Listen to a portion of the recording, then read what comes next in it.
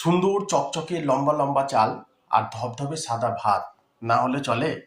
আমাদের বাঙালিদের এই নিয়মের জন্য আমাদের শরীরে বিরাট বড় বড় প্রবলেম হতে পারে।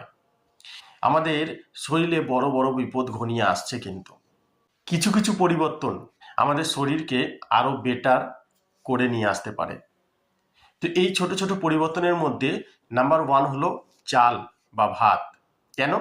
তার কারণ হচ্ছে প্রত্যেক দিন আমরা চাল বা ভাত খেয়ে থাকি, প্রত্যেক দিন, একদিনও বাদ যায় না। এই সরু ঝকঝকে ধবধবে চাল যদি আপনি প্রত্যেক দিন ভাত রান্না করে খান, তাহলে আপনার শরীরে বিপদ ঘনিয়ে আসার দিন খুব তাড়াতাড়ি আসতে চলেছে। তাই আমি ভাবলাম আপনাদের সাথে এই জিনিসটা শেয়ার করি, যাতে কিছু কিছু পরিবর্তন করে আমাদের শরীরটাকে আরো বেটার করে নিয়ে আসতে পারি। আমাদের শরীর আর আগের থেকে যাতে বেটার হয়ে আসে।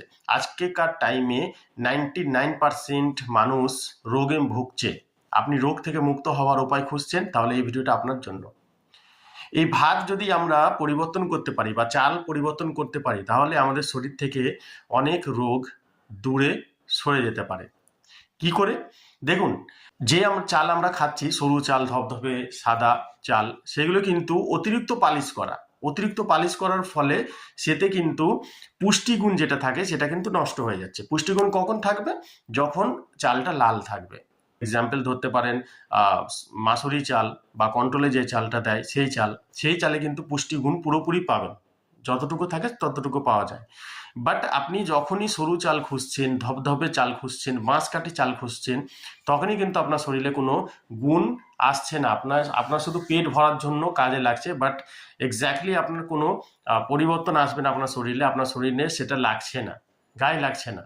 একটা শর্করা আছে, সেটা আপনার শরীরে কিন্তু আসতে থাকে এই সরু চালের ভাত খাওয়ার জন্য। আর চালে যে ফাইবার থাকে, সেই ফাইবারটা পালিশ করার ফলে নষ্ট হয়ে যায়, আর সেই কারণে আপনার শরীরে ফাইবার আসে না।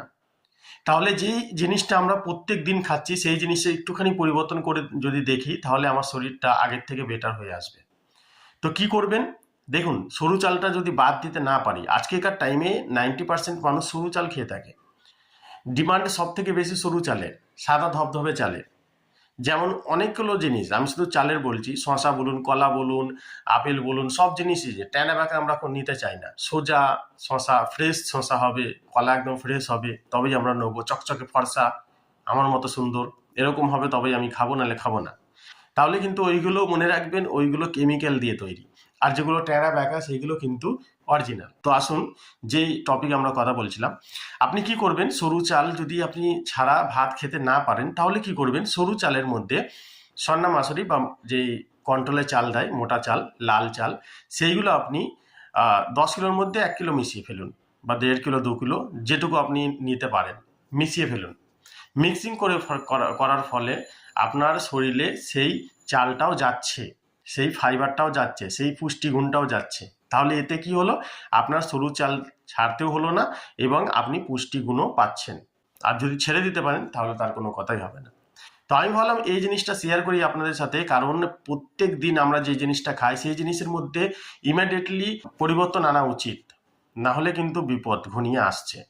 কিছু কিছু নিয়ম, কিছু কিছু জিনিস আমরা যদি পরিবর্তন করি, বদলে ফেলি, তাহলে কিন্তু আমাদের শরীর কিন্তু সুস্থ হতে থাকবে। যদি ভালো লাগে থাকে ভিডিও অবশ্যই লাইক করবেন, আর এরকম ভিডিও দেখার জন্য চ্যানেলটিকে সাবস্ক্রাইব করুন, আপনার বন্ধুদের সাথে শেয়ার করুন। অনেক অনেক ধন্যবাদ। ভালো থাকবেন, সুস্থ থাকবেন।